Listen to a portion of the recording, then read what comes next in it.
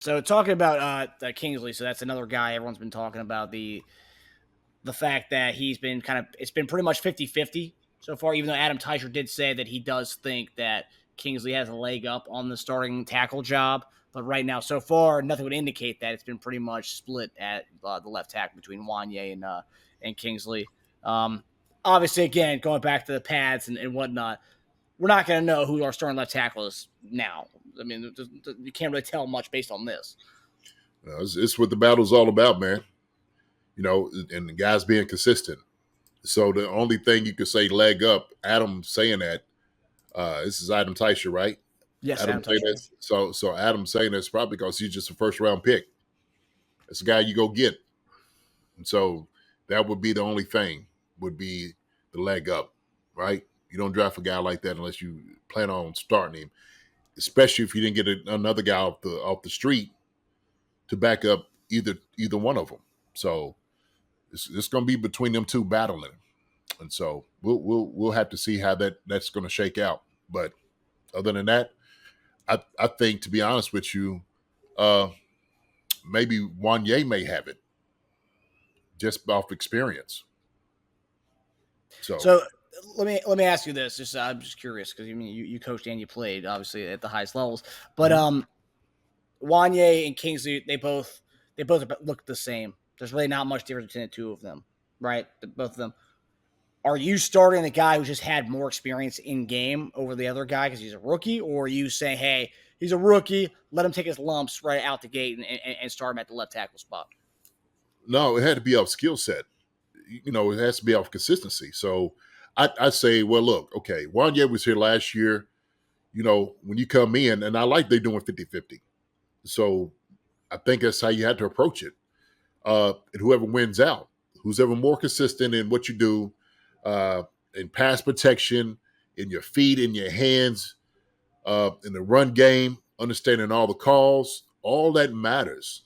And so if a guy's already who's been here, I think has a leg up. If you're saying that they're even, I would take the guy that does have experience, the guy that does understand offense, does understand what's wanted from him. And if he's doing that, he's like, okay, we'll put Wanya in. Let's put Kingsley in. We'll see how everybody's doing. If Kingsley catches up on everything, fine. Now the pads come on. Okay, that's another measure that you can look at. And so you go from those details. But as far as for me, I would go in and say, well, look, this is in my mind. I would have to say Kingsley, hey, he's a starter. My mind, as a coach, the guy that's got experience, who's been here, hey, jump in. I need to see you. Okay? Kingsley, you jump in. Let's see what you can do. But the guy right here, you got to show me that this guy is better than you. You got to show me that. So Wanya Morris is a third-round pick, isn't he? Yeah. So he's a hell of a tackle. Okay? We understand that. He's a hell of an athlete. He looked good last year, man. Then he looked bad.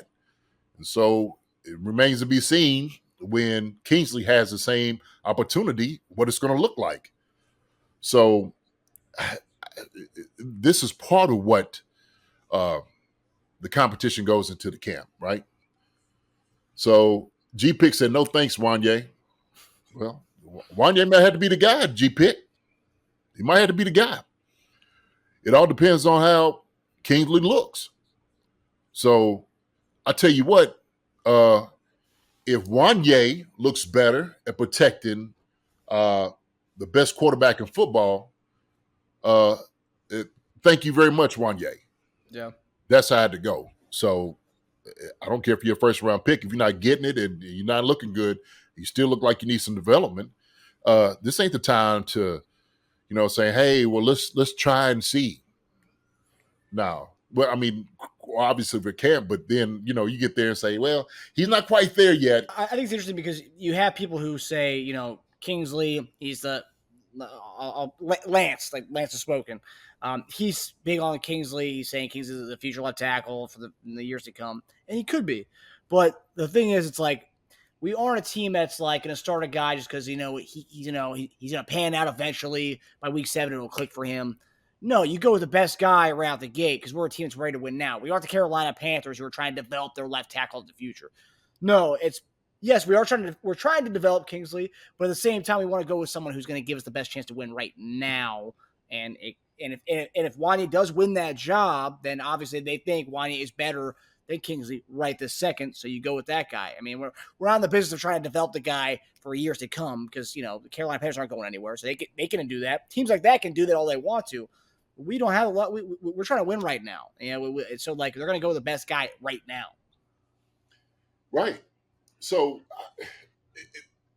it's not a popularity contest. I'm sorry. It's just not. This is a performance-based business. And if one guy's performing better than another guy, he gets to play, period. And so I know G-Pick is sitting there saying, and G-Pick, I get it. And in your assessment, you say, I like Kingsley at left tackle. He just seems to have a more aggressive attitude. I don't know where you get it from college because they hadn't played a snap in the NFL yet. So you can be aggressive. Wanya was aggressive last year when he came in. That sucker was hitting people, and I love his aggressive attitude. Now they softened him up a little bit when he went against with the Raiders. Yeah, they softened him up. Oh yeah, and so you got to realize there's going to be softening him up of Kingsley too. That's the thing. So yeah, I want them. I agree with you 100. G-Pick 100%. I agree with you. Right. I want the most physical left tackle we have as a starter too. But it's more than just physicality, okay? I need a guy with good feet, a good understanding, high football IQ, good hands, a little finesse. I need all of that in one package. I can care less how physical you are, okay? You got to have the whole package here to start to make sure that we are protecting Patrick Mahomes, pure and simple. And Isaiah Pacheco and all those other guys are going to be running behind you. That's what it's all about. And so they understand that. Yeah. But no, we on the same page, babe. We on the same page. I know we on the same page. And look, I mean, to your point, I mean, Kingsley can look physical and the most aggressive guy ever against teams like Sam Houston State or Southern Utah. I'm looking at the schedule. Some of the out-of-conference teams are Sam Houston's of the world, Southern Utah. I mean, yeah. Those guys, they're not playing the NFL. I'm sure some of them are, but like for the most part, the guys who's going against in those games and some of the other teams they play too, and even in the Big 12, those guys aren't playing in the NFL, and they certainly aren't starting for the reigning champs, the back-to-back squad. So it's like, we can't really assess this until we see this live and in play because Ernest is asking about his feet. JD, what do you think about his feet, Kingsley's feet? I think he has pretty decent feet. That's what has come out on it. I'm gonna have to come up. I had to see it myself where his feet are. Get a little bit more of the video. I haven't quite seen a whole lot of the video of his feet and hitting with pads and stuff on. That's a true indicator. Because sometimes when we can be aggressive, you can get over your toes. You can overextend yourself while you try to get pancakes. You try to get movement. And it's all about hip and everything's got to go at the same time and motion. And then that's what those things are all about. So, as a offensive line coach, when I coach my guys up, it's all about balance. Okay. I got to see power from the inside when you're taking your steps. And so sometimes when the guy is overly aggressive, he's easily off balance. And that's why guys get killed. So you just got to watch it. I think Kingsley is an athletic guy. That's what I love about him because he is athletic from what I did see. But now, like we're talking about now, he's in the NFL. It's a whole different indication. It's a whole different world that he's dealing with right now. So we'll just have to see. Technique, baby. Yes, sir. I just meant, you're right, Ernest. Yeah, it's all about, the footwork is very important. Dealing with power. So I just know like sometimes guys are overly aggressive, then that's what ends up happening. You throw these guys are easy off balance. I mean, you move them. Defensive ends. I'm looking at somebody and I'm talking about you got to go and block somebody like Max Crosby, right? Bosa, TJ Watt. We're talking, these are guys we're talking about in the NFL that he has to go block. So, like you said, what did you say? Southern Utah or something, Marcus? So Playing? they played against Sam Houston and they played against Southern Utah last year. BYU did. Yeah, who might be taking political sides, trying to, which is fine. I'm just, And I'll suckers. tell you what, they had a dogfight with Sam Houston. Said they only beat Sam Houston 14-0, and that was at home. So I mean, I don't know what the BYU, I don't know what the Sam Houston DN was doing to him that game, but 14-0 against Sam Houston. Yeah. I'm not knocking Sam Houston. I'm just saying it's a different level of play when you're talking Sam Houston versus BYU. Yeah, I'm not saying he's capable. Shoot, obviously he's capable. First round pick. So Second round. Second, Some people thought he was gonna be a first round pick. I thought he was going to be a first round pick. Obviously, second round pick, we got him. So we'll have to see. We'll have to see, man. These are one of the battles we were talking about, Marcus. It's one of the fundamental battles that we were talking about here. Yeah. That It's that's gonna be one that we'll be able to tell more. We won't be able to tell more until the pads come on and actually see the. I mean, right now it's just all about seeing our guys back on the field. As of right now, I feel like it's what the beginning of training camp is. Like everyone's back out there. You're seeing who's injured and who's not injured essentially right now. Hi everybody, thanks for watching. Subscribe here to get the latest from the show. Also, be sure to check out the best clips from Chief Concerns.